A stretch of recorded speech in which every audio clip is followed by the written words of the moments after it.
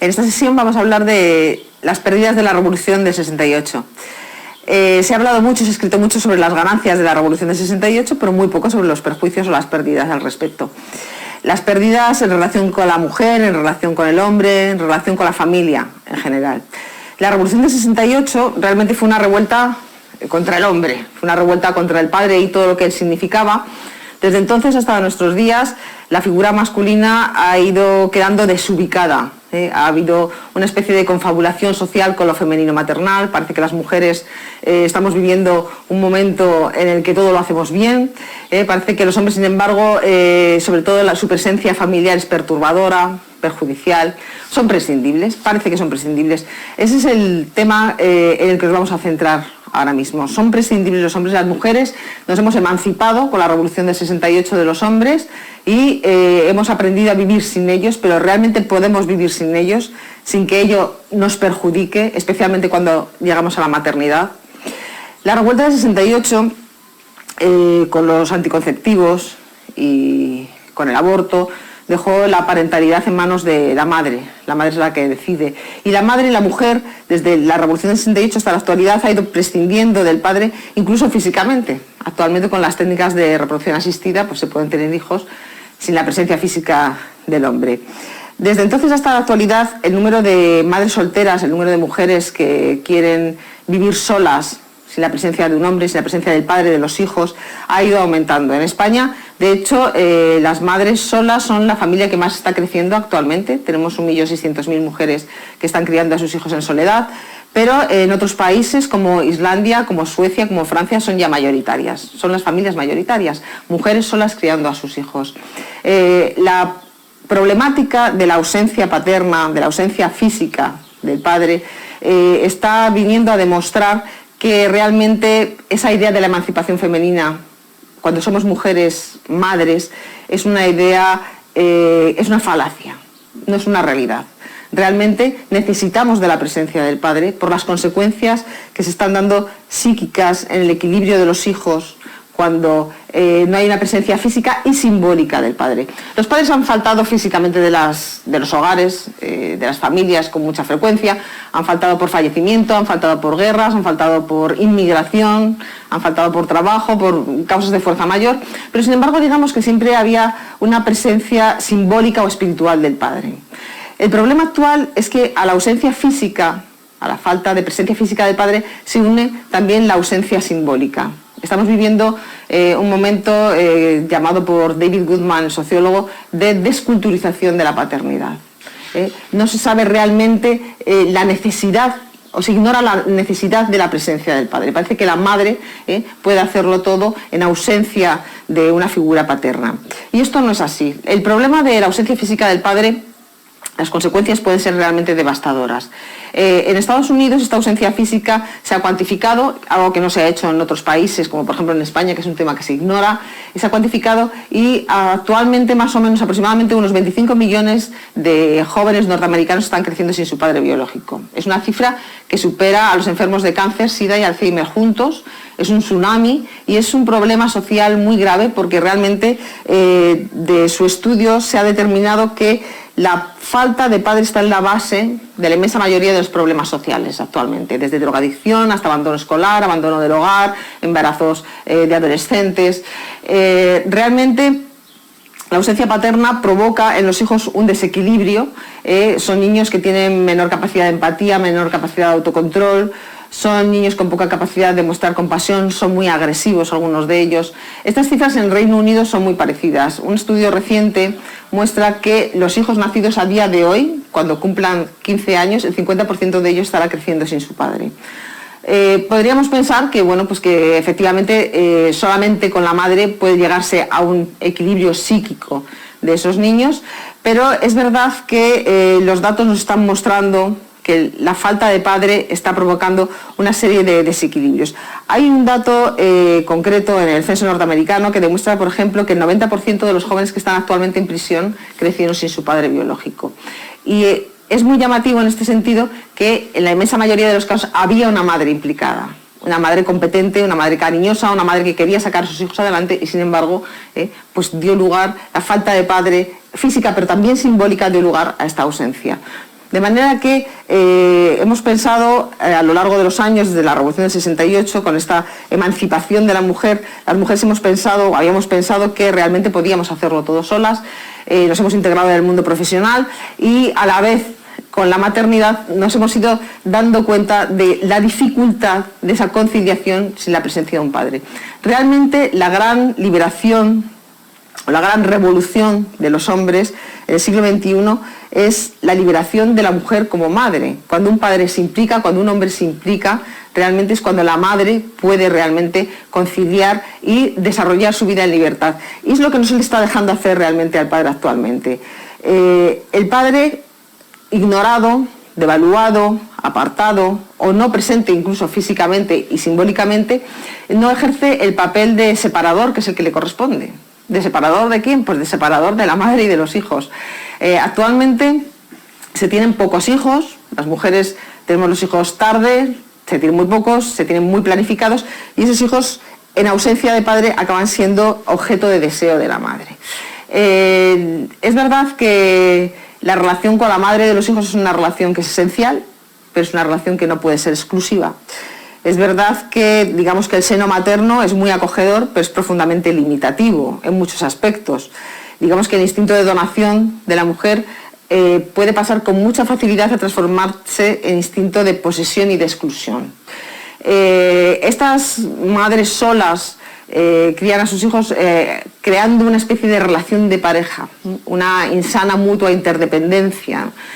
El hijo o hija, evidentemente, se convierte en su pareja, en su confidente, en su paño de lágrimas, algo que no le corresponde, evidentemente, y se crea un desequilibrio. Ese hijo no adquiere la autonomía, no adquiere la independencia necesaria. Los psiquiatras llegan a hablar incluso de incesto psicológico de la madre con los hijos, por esa relación tan agobiante que se crea. Esa dación de amor que tiene la mujer, que es su principal virtud, digamos que en ausencia de padre puede ser su principal defecto también, porque llega a ahogar a los hijos o a asfixiarlos en amor, ¿no? No les da autonomía, no les da independencia.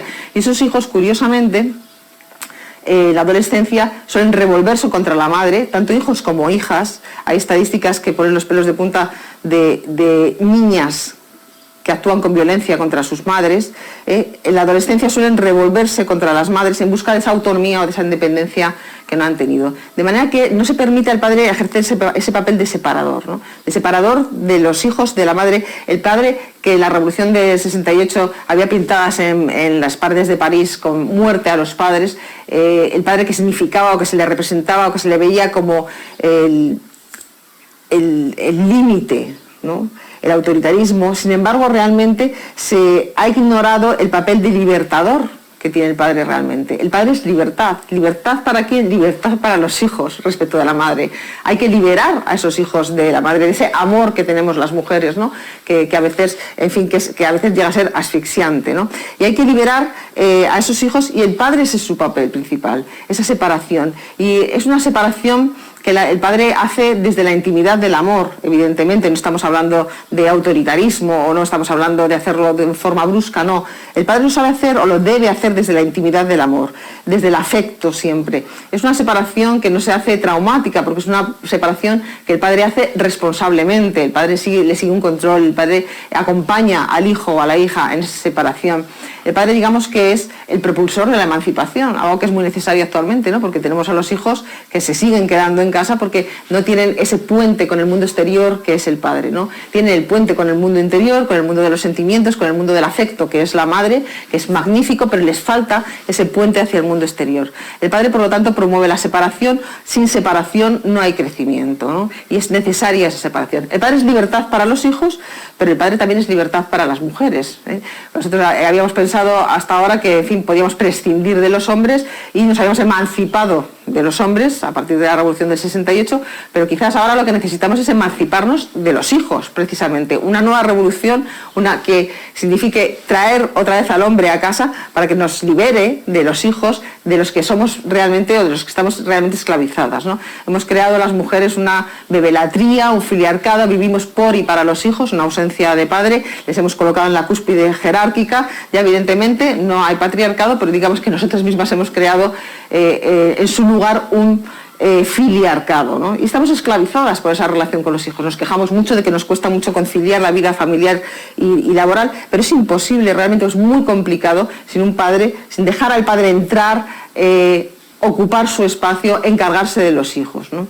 De manera que el padre es libertad para los hijos, pero es libertad también para la mujer. Hay muchas mujeres actualmente que dicen que sus hijos son la razón de su existencia, ¿no? Error garrafal. La mujer tiene que emanciparse de los hijos no pueden ser la razón de nuestra existencia. El mayor favor que puede hacer una madre o una mujer a sus hijos es ayudarles, enseñarles a prescindir de nosotras mismas, enseñarles a ser autónomos, ¿no? Que no nos quieran porque nos necesiten, sino al contrario, que nos necesiten porque nos quieran, ¿no? Esa es una labor en la que la introducción del padre es muy necesaria. No se le está dejando al padre hacer esa labor de separación, no se le está dejando al padre hacer la labor de colocar al hijo en su lugar, enseñarle el orden de filiación, la ley simbólica de la familia. Nos encontramos con muchos jóvenes que no admiten un no de una autoridad, que no admiten un no de un policía, que no admiten un no de un profesor porque no han tenido un no con esa figura paterna en el hogar. Todo, vuelvo a decir, evidentemente desde la intimidad del amor, desde el afecto.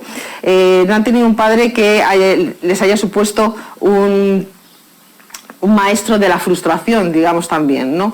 El padre, imponiendo límites, enseña a gestionar la frustración a los jóvenes. Actualmente nos encontramos también con muchos jóvenes que no saben gestionar el fracaso, se hunden rápidamente cuando algo no les sale bien, y es que no han tenido esa posibilidad en su propio hogar de gestionar la frustración.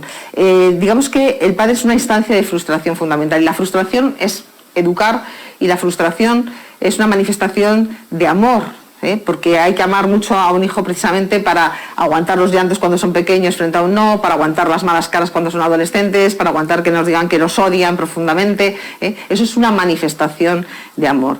El padre es también una ventana, digamos, de aire fresco hacia la realidad con mayúsculas, ¿no?